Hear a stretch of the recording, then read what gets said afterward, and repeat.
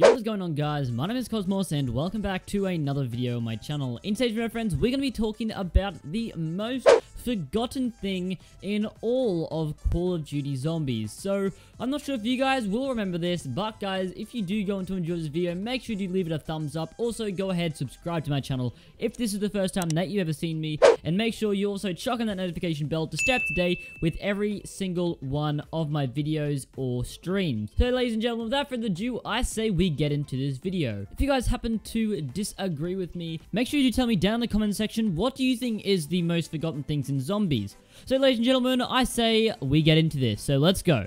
Alright guys, so the most forgotten thing in zombies, in my opinion, is actually going to be a Black Ops 2 game mode. This game mode was brought to in early 2013, and it's pretty fun to play, but a lot of people don't seem to play it. I guess it does get a little bit boring after a while, but this game mode is going to be Turned. I was going to put Grief on this list, but I think Grief is a lot more well-known than Turned, as really no one goes out and plays Turned, and I think it's actually pretty fun. If you get out there with a few buddies, you will have a good time, man. You'll have a good time, guaranteed. So if you guys do have Black Ops 2, I recommend you guys to go ahead and play a few games of Turned, because it is a pretty quality game mode. Obviously, it's not amazing, and the replayability of it isn't that good, but it is like a pretty fun thing to play every now and then. So for you guys out there that don't really know how Turned work, basically one player is a zombie that has to try and hunt down the other player, which is a human, and they go try and defend themselves. So you can have like 4 players, and you can have like 2 zombies, 2 players, or you could just have 2 players, 1 zombie, 1 normal human. And basically, ladies and gentlemen, you are going to have a few different rules in this. So you can start with a few guns. It's kind of like a gun game. You get 1 kill with the zombie with 1 gun, you switch over to another gun, and that's basically how it works. So these guns that you can get is the M1911, the Cat 40, the Chicom, the N27, the M1216, the Executioner, and also the Olympia. They're all the things you can get in this, and basically, it's really cool, man. I think there's a really cool selection of guns, and some are obviously worse than others. I'm pretty sure most of the time you start off with like a M1216, which is like a shotgun. I'm pretty sure you start off with that most of the time.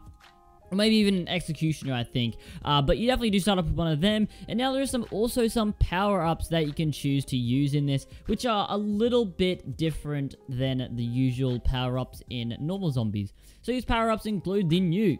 The green nuke freezes all zombies in their tracks and causes them to respawn in another location. Red nukes cause the human to switch over to the zombie team, and the zombie that picked it up becomes human.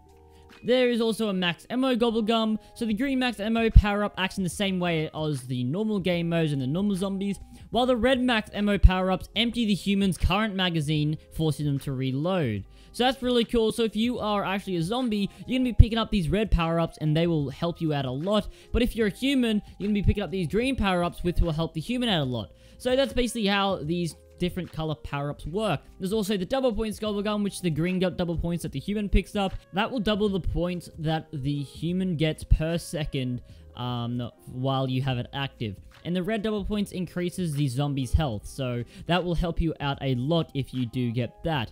Also, the monkey bomb. The monkey bomb turns a human into invisible from the zombies, and a decoy is spawned. So that's basically like hella OP, man. So basically what it does is you're going to be disappearing from the zombies, and there's also going to be like a decoy guy that spawns in. The zombie's going to go for him, and bow, you're not going to be able to get him, which is really cool. So our last power up here is the Cure. The Cure turns a zombie back into a human, and this power up only spawns at the beginning of the game and can only be used by 1 player. It's basically just a red perk bottle that you can go ahead and pick up, and you get cured. Alrighty guys, so that is my most underrated thing in all of Call of Duty Zombies. If you guys have any other things that you think are underrated, tell me in the comment section below. But guys, that'll end the video. I'll see you guys in the next one. Make sure to subscribe and turn on that notification bell if you haven't already. But without further ado, I'll see you guys in the next one. Peace out.